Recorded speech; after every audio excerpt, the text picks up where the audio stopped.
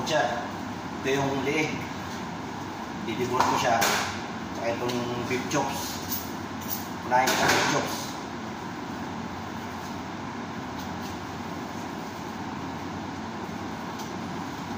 Ayan.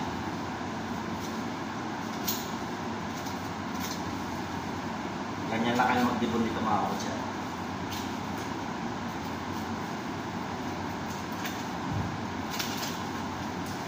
Ito yung beef chops. Nandito yung chop, tsaka yung ribeye niya. Yung roll.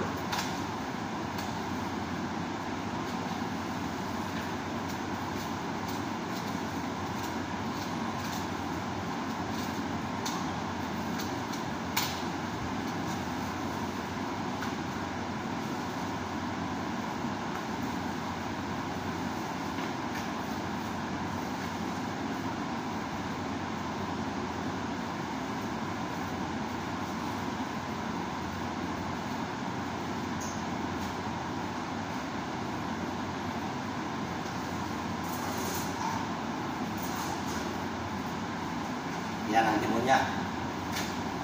Ito naman yung ribs niya. Sunod natin itong leg. Itong leg niya.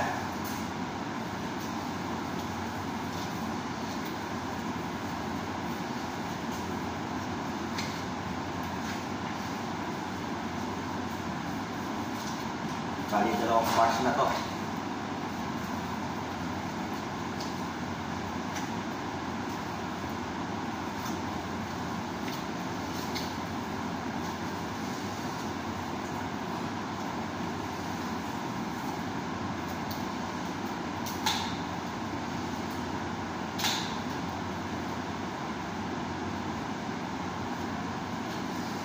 Kaya pag mga beef deboner, kailangan malakas yung kamay mo. Kasi ito yung kanan ng garsat. Ayan.